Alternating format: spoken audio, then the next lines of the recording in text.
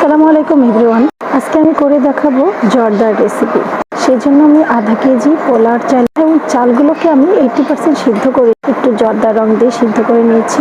এখন আমি চুলায় চিনি দিয়ে এটাকে জর্দা তৈরি করতে আমি প্রসেসে চলে যাব। আমি চুলায় একটা হাঁড়ি চাপিয়ে তার মধ্যে কিছুটা ঘি দিয়ে দিলাম। আমি এই রান্নাটা জর্দাটা পুরোটাই ঘি দিয়ে করব। সো এখানে আমি বেশ কিছু ঘি দিয়ে দিলাম। আস্তে আস্তে আমি সব কিছু দিতে দিতে ইনগ্রেডিয়েন্টসগুলো বলে যাব। ধাপে ধাপে সব কিছু ঠিকঠাক থাকলে যতটা একদম সুন্দর ঝরঝরে এবং সুন্দর হয়ে যাবে। এখন আমি দিয়ে দিলাম এটাতে তেজপাতা এবং দিয়ে দিচ্ছি কিছুটা দারচিনি, এলাচের মাথাটা একটু ভেঙে দিবেন যেন এটা সুগ্রামটা বের হতে পারে।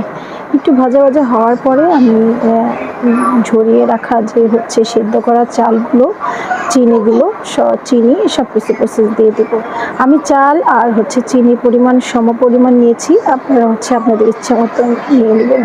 এই পর্যায়ে আমি কিছুটা কমলার রস হচ্ছে নিম দিয়ে এটার সাথে অ্যাড করে দিলাম। অবশ্যই চেষ্টা করবেন কমলার রসটাই দিতে, এতে স্বাদ অনেক গুণে বেরিয়ে যায়।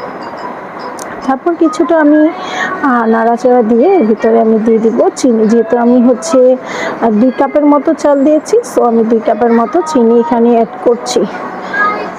তারপর আমি এটাকে একটু হচ্ছে নাড়িয়ে মিক্স করব এবং ফুটে ওঠা পর্যন্ত অপেক্ষা করব। এটাকে ঘন করতে হবে না, ফুটে ওঠা পর্যন্ত অপেক্ষা করলেই হবে।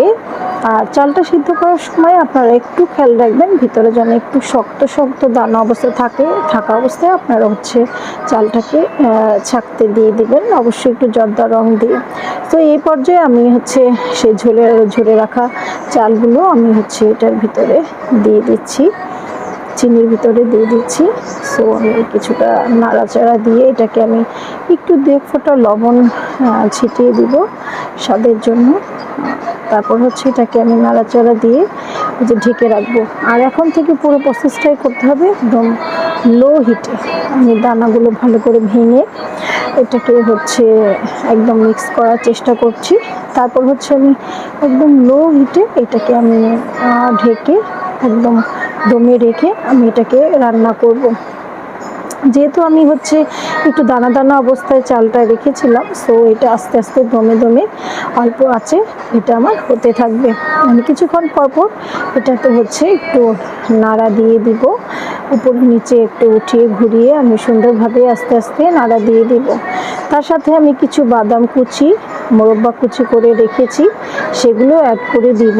আমি ধাপে ধাপে সব কিছু বলে দিব। অবশ্যই কিছুক্ষণ পর একটু নাড়া দিয়ে দিবেন যেন নিচে না লেগে যায়। এই পর্যায়ে আমি কাঠবাদাম কুচিগুলো দিয়ে দিচ্ছি, মোরব্বা কুচিগুলো দিয়ে দিচ্ছি, দিয়ে আমি ভালো করে মিক্স করে কিছু কিশমিশও দিব এর সাথে। তো আমি হচ্ছে এগুলো সব ধুয়ে একদম কেটে রেখেছিলাম।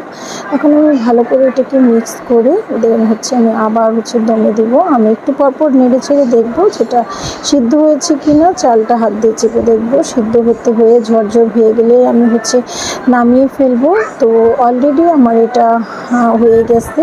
আমি হাত দিয়ে দেখেছিলাম একদম সুন্দর ঝরঝরে এবং সুন্দর একটা ফ্লেভার বের হচ্ছে। আমি আরেকটু বের হওয়ার জন্য সুন্দর একটা অ্যারোমা বের হওয়ার জন্য উপর থেকে একটু ঘি ছড়িয়ে দিচ্ছি। আমি কয়েক ফোঁটা গোলাপ জলও দিয়েছি, আপনাদের ইচ্ছে আপনারা হয়তো বা দিলে নাও দিতে পারেন, তবে চেষ্টা করবেন ঘিটা অবশ্যই লাস্টের দিকে একবার একটু ছড়িয়ে দিতে, এতে ঘিয়ের গন্ধটাও বা গ্রাম। ধন্যবাদ সবাইকে, আল্লাহ হাফিজ।